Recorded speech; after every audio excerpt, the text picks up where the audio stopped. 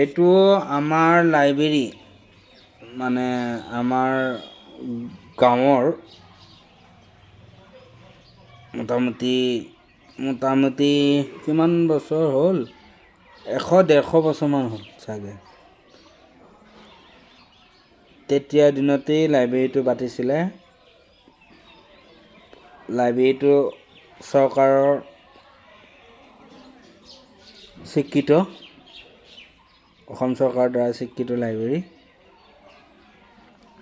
এই লাইব্ৰেৰীটোত অসংখ্য কিতাপ আছে, আপোনাক যি কিতাপ লাগে একদম চব কিতাপ আছে, যিমান লাগে যেনেকুৱা বিধৰ লাগে চব আছে। এওঁ হ'ল লাইব্ৰেৰিয়ান, তাৰপিছত লগতে লাইব্ৰেৰিয়ান আৰু হেল্পাৰ এজনো আছে, লাইব্ৰেৰিয়ান হেল্পাৰো আছে এজন।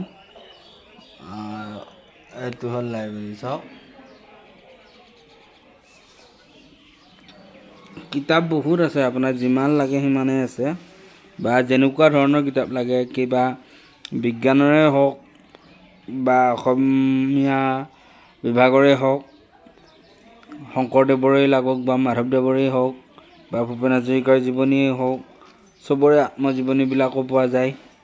মানে চৰকাৰৰ দ্বাৰা যিবিলাক কিতাপ চৰকাৰৰ দ্বাৰা হয় বিতৰণ হয়, তেনেকুৱা কিতাপ প্ৰায়ভাগেই আছে ইয়াত। ল'ৰা ছোৱালীবিলাক আহি থাকে, কিতাপবিলাক সিহঁতে পঢ়ে, ঘৰলৈ লৈ যায়, তেনেকুৱা। আৰু এইটো মূৰ্তিটো হৈছে সৰস্বতী পূজা কৰা হয় প্ৰত্যেক বছৰে। সৰস্বতী পূজাৰ এইবছৰৰ মূৰ্তিটো এইবছৰ ৰাখি দিয়ে, নেক্সট বছৰ যেতিয়া পূজা হয় তেতিয়া আকৌ এই মূৰ্তিটো বিসৰ্জন দিয়ে। লগতে ইয়াত টিভিও আছে, এইবিলাকো চৰকাৰী টিভিয়েই হয়। তাৰপিছত এয়া জৱাহৰলাল নেহৰুৰ ফটো, লগতে সৰ্বপল্লী ৰাধাকৃষ্ণণ, জ্যোতিপ্ৰসাদ আগৰৱালা, বিষ্ণুপ্ৰসাদ ৰাভা সকলোৰে ফটোবিলাক আছে। ভূপেন হাজৰিকাৰো আছে ডাঙৰকৈ। গতিকে মানে লাইব্ৰেৰীটোৰ কৰ্মচাৰী দুজন আছে, দুজনেই চৰকাৰী দৰমহা পায়।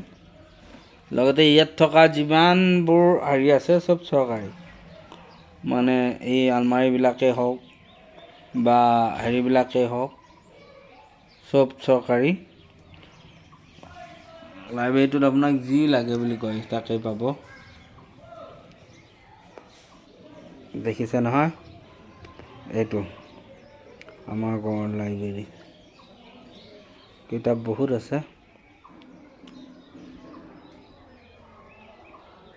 ল'ৰা ছোৱালীবিলাক আহি থাকে, গৈ থাকে, লৈ গৈ থাকে কিতাপবিলাক, পঢ়ে গৈ, তেনেকুৱা। ঠিক আছে, বাই বাই। আপোনালোকক দেখালোঁ। মই ভাবিছিলোঁ মানে বহুত দিনৰ পৰা ভিডিঅ' এটা কৰিম বুলি, কিন্তু কৰিবলৈ হোৱা নাছিলে। ঠিক আছে, বাই বাই।